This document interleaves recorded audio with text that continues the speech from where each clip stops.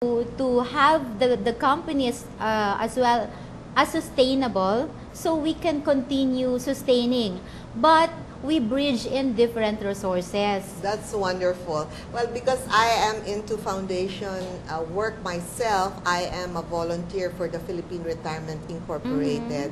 And I have been a consultant to the Matigsalog-Manobo tribe that has the biggest CADC. For those of you who are not familiar with indigenous people or ancestral domains, the largest ancestral land that was titled under the tenure of President Ramos. Okay, the attorney Carlos Rañeses at that time was the legal counsel of the Chamber of Real Estate Industry, SCREBA, and he brought me to the Matigsalog-Manobo, 77,000 hectares, covering 55,000 indigenous peoples, okay, and wonderfully so, I have the plan of the International Labor Organization. There was a grant that funded, they studied the soil and all the resources there to help the 55,000 inhabitants of that tribe to grow the ancestral domain to something that will benefit the inhabitants. But they will need people like you to be able to teach them, enable them. Yeah. So I would refer to your organization as an enabler of our indigenous people. Yes, that would be great. And I believe ito talaga yung kailangan nila eh. So, the green-minded... Capacity building. Yes. We don't give them dole-outs. Yes. It is really giving them competencies so that on their own, after a while, they'll be able to have the livelihood and the comfort. Right. Because their lands are blessed with resources, but they don't have the linkages to markets, to capital, to be able to sustain their own developments. That is right, Dean. So, and right now, we are highlighting and collaborating with other corporations as well. For example, if there's a need for organic products, the community, the indigenous peoples can basically grow it, and we cut the middleman because it's their business. We simply empower them. Exactly. This is what I call capacity building, diba? Yes. Well, actually, there are quite a lot of tribes, even in northern Luzon near the Clark, Mount Manunggal, no, I'm sorry, Pinatubo area. There are Samanians, I think, that are indigenous. There are different tribes. In fact, ladies and gentlemen of GNN, please do research on indigenous peoples in the Philippines, because we have quite a number of ancestral tribes that are from the old Malayan origin of the history of the Asia Pacific, where we draw our heritage from. And Jean and her group are one of the big-hearted institutions that try to help these people, right? Yeah. It's hard, Dean, but we are very determined to prove it that this can be done. Okay, Jean, I am a trainer. I am a motivational speaker. I have been a resource director, training director of the banks. Let me share with you the secret, as it has been exposed in Oprah and other. I was watching Sex in the City the other night, and one of the ladies there was reading The Secret. When you said it's hard, you are affirming it's difficult. One of the things I'd like to share with our audience today, maybe precisely why the Philippines is so challenged, is because of our poverty and mahirap consciousness. The more we think mahirap ang buhay, the more the universe will give us more challenges. You know, I kind of wonder, this next typhoon that's hovering about northern Luzon, for the nth time in the past 2 months, whether you are a believer of God, Allah, or the Trinity, or the angels, or just a divine source out there, be careful with what you affirm and what you say. When you say it's hard, Jean, lalo talagang magiging hard. But I guess the proper thought should be, yes, it's a challenge, but we Filipinos are so resilient. Only in the Philippines will you see people smiling after Pepang and Ondoy.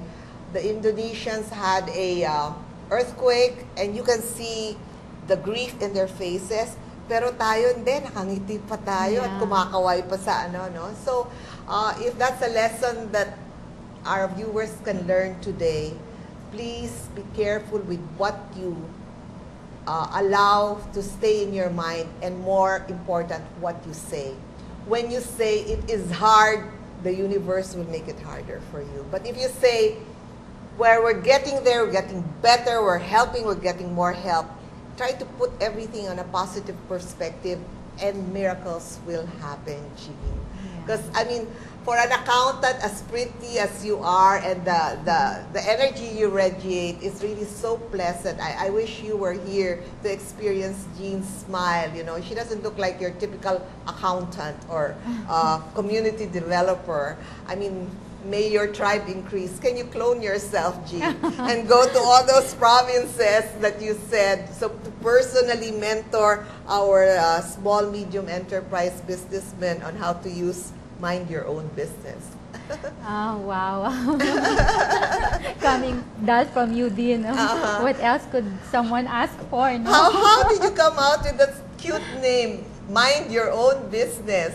Well, it's double loaded, you know, parang, wait, mind your business. But yeah, on second thought, as I was thinking about it, yeah, if you're an entrepreneur, you mind your own business so it will grow, right? Correct. And you need the tool to be able to monitor it properly. Yes. Who thought of that name? Did you? No, it's not me. It's Okay. Mind Your Own Business is a registered trademark of MYOB Australia. So it's an Australian sourced software. Yes. Okay. But it has features that is adaptable to local market because it addresses our VAT, our value added So tax. it has been indigenized. We were talking well. about indigenous people because that's the kind of trainer I am. Ladies and gentlemen, I was privileged to have been the training director of Citicorp, City Trust, FNCB, and Solid Bank, and I helped set up the Institute of Banking with the Ateneo and the Bankers Association of the Philippines. We are the permanent educational chair of the ASEAN Bankers Association. And see, the wonderful thing that Jean and her company has done is that it has been indigenized or adapted to BIR because of the VAT. So when you get this software to enable you to track your books without having to pay a full-time accountant, on a day-to-day, week-to-week, month-to-month, you're ready to file income tax returns because your financial statements of the income statement and balance sheets are prepared every time you make an input. Is that correct? That is correct. Okay. Yeah. All right. So my psychic sense bore me out there. I'm on the people side of banking. I've been in training and development. So if I sound like a seminar facilitator, it's only because for the past 40 years I have been a training and human resource development person for our country.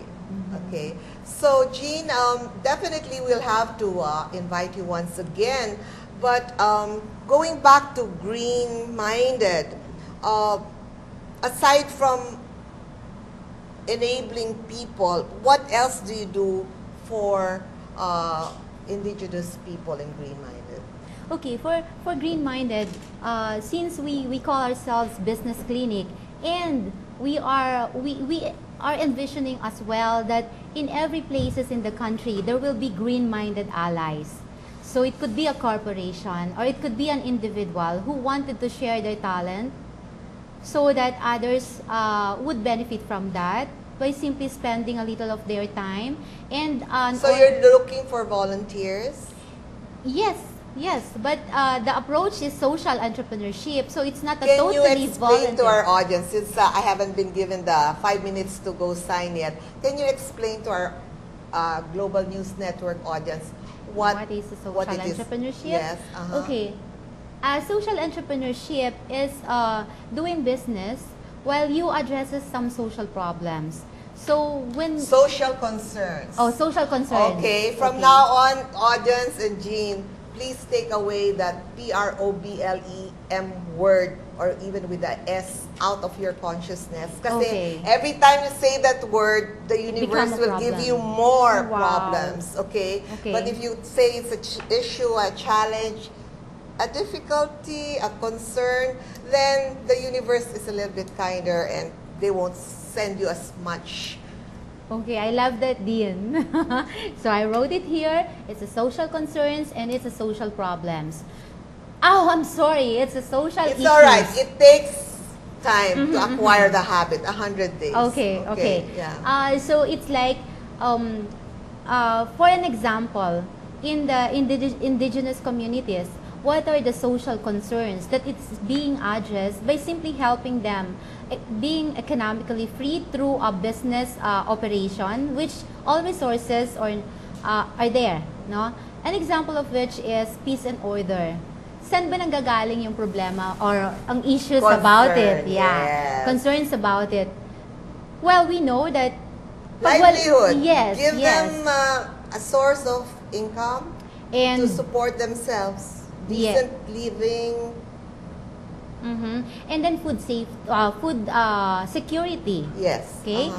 Health concern is another thing. If they're going to grow organic products, then the health issues can be addressed. Can you champion the organic movement here in the Philippines? Actually, right now, we require the community to grow through organic Wonderful. farming only. You know, I'm the consultant for the newly formed Philippine Natural Health Products industry. Nandun yung OPTA, the organic producers. Nandun yung virgin coconut oil, the Spa Association of the Philippines, the Malunggay Association of the Philippines that I'm forming. It's called Moringaling sa Philippines. And at the lead is the Chamber of Herbal Industries of the Philippines Incorporated, led by Dito Abelarde. And we're trying to position the Philippines to get a piece of the 30 billion dietary supplements and alternative medicine market of the $4.5 trillion on health and wellness being spent by the world. So great. there's a lot And of potential there. there's a Jean. lot of land wherein we can grow the herbs organically. Well, just let and me know how I vegetables. can help, because I am an enabler, and my 27 years in banking will try to get them the funding. Normally, that's the challenge is Yes, how to yes. fund our indigenous people, giving them the planting materials, the technology, and getting the produce to market and process it so that we can export it to the world. Yes. It's a very complicated value chain process, but if Green-Minded and Chippy and all the other entities, Virgin Coconut Oil and Moringaling Philippines, hold hands together, there's nothing we can.